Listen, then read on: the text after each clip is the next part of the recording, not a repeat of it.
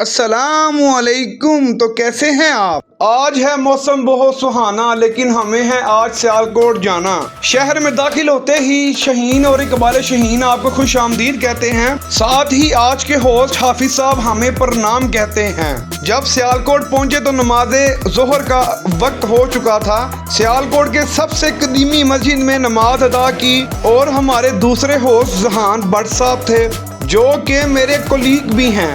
नमाज फ़र्ज अदा करके हम सीधा पहुंचे अपने मिशन पे। ये था सियालकोट का विलेज मॉल, जो कि रिसेंटली ओपन हुआ है। लिफ्ट का सहारा लेके हम रूफटॉप पर पहुंच गए। रूफटॉप पर लोग पहुंचकर कहते हैं व्हाट अ व्यू। साडे वर्गे लोग यही सोचते हैं कि इत्थों जो छाल मारिए थले डेगे बचांगे कि नहीं। सबसे पहला जो हमने कदम रखा ये एक अरेबिक रेस्टोरेंट था और कॉल पर दूसरे लोगों को भी दावतनामा दिया और दोस्तों ने मेन्यू मेरे हाथ में थमा दिया। मेन्यू में सिर्फ तुर्किश, अरेबिक और मराकश डिशेज ही थी। हमने भी कह दिया ना है हम अरबी ना है मराकश, हम है सिर्फ पंजाबी खाने की रवायत को तलाश करते हुए हम एक रेस्टोरेंट पर पहुंचे। इसका नाम था किस्सा। ये किस्सा नहीं, ये तस्वर है, उन्होंने लिख के लगाया हुआ था। इनकी एम्बियंस इंतहाई प्रिविलेजेस थी और साथ ही डिफरेंट यूनिक आर्ट्स का भी इस्तेमाल किया गया था। इंडोर की बजाय हमने आउटडोर अपना टेबल सेट करवाया और इस किस्सा रेस्टोरेंट के मेन्यू का हम मुताला करने लगे।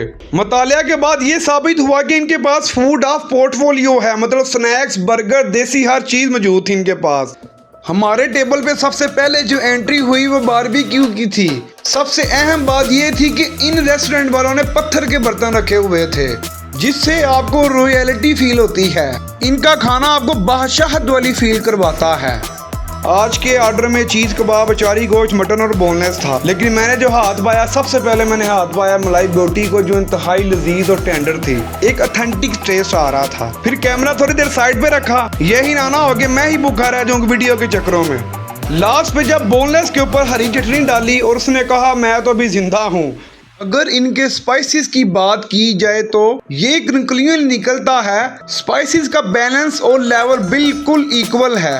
इनकी क्रिएटिविटी ये है कि ये अपनी बिल कलेक्शन एक मिस्ट्री बॉक्स के जरिए करते हैं और इनका कंपेटिटिव एडवांटेज इनकी प्राइस है मोस्ट इकोनॉमिकल। किस्सा की रेटिंग थी 10/9 और ये हो ही नहीं सकता कि हम खुशबू के समुंदर में ना जाएं। इनका कंपेटिटिव एडवांटेज ये था कि इन्होंने फ्रेंच प्लस अरेबिक दोनों टाइप की फ्रेगरेंसेस अवेलेबल की हुई थी। ये सब कुछ आपको मिलेगा the brand village mall, Bawaji, Sialkot. जाते हुए इस तुर्किश आइसक्रीम को देख के इरादा बना क्यों ना इसको ट्राई किया जाए, लेकिन जब आइसमैन ने कहा दस्ता सरा मिनाकुम तो हमने ये पाया कि ये तुर्किश नहीं, ये तो लोकल पठान है। तो बहुत हसीन था, लेकिन मेरी किस्मत उससे ज्यादा हसीन थी, क्योंकि मुझे ग्रेट फिलासफर डॉक्टर मोहम्मद अल्लामा इकबाल साहब की रिहाइशगाह पर जाने का मौका मिला। ये मेरा ज़िंदगी का फर्स्ट टूर था इधर। उनकी लाइब्रेरी देखकर यही आया कि good reader always a great philosopher.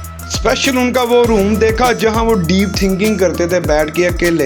ये जो पाकिस्तान है ये डॉक्टर साहब की ही दी हुई बदौलत है। जब आप किसी शहर में जाएं उधर की यूनिक और पुरानी फूड ज़रूर किया करें ट्राई। सबसे पुरानी बेकरी अलाउद्दीन बेकरी पर गए, उस तो बाद सीधा रुख किया जी किले दा। ये किला नहीं है, ये माउंट एवरेस्ट कहलाया जाता है इस सियालकोट शहर का। इसकी सीढ़ियों को अबूर करना इंतहाई मुश्किल है। इस मकाम से आपको पूरे सियालकोट का एक कंप्लीट व्यू मिलता है, जो कि इंतहाई दिल को छूने वाला होता है। जिन्ने ऊंचे लोगों के घर ने तो वेखते यही लग रहे जो मिनी दुबई जा गए हैं, लेकिन यहाँ के लोग भी बहुत ज़्यादा मेज़बान हैं, जो कि अपने मेहमान की बहुत कदर करते हैं। मेहमानों की कदर करने में सबसे अव्वल नाम आता है सालू गुज्जर का, जो कि सियालकोट के दिल फिफड़े कलेजे में रहते हैं और लोगों के दिलों में बसते हैं, क्योंकि सालू गुज्जर साहब प्योर रसमलाई और प्योर फलूदा लोगों को पेश करते हैं। फलूदे के लिए ये अपनी रबड़ी बनाते हैं और उसमें खोए वाली कुल्फियाँ डाल के देते हैं। खालस दही, खालस रबड़ी, खालस फलूदा एक साथ इन्होंने लगाया होता है। यकीन माने दुनिया का सबसे बेहतरीन फलूदा था जितनी मैंने जिंदगी में खाए हैं। फलूदे को खाने के बाद सालू गुज्जर मेरे दिल में बस गया। ओवरऑल अगर इनको रेटिंग दे दो 10/10 जी।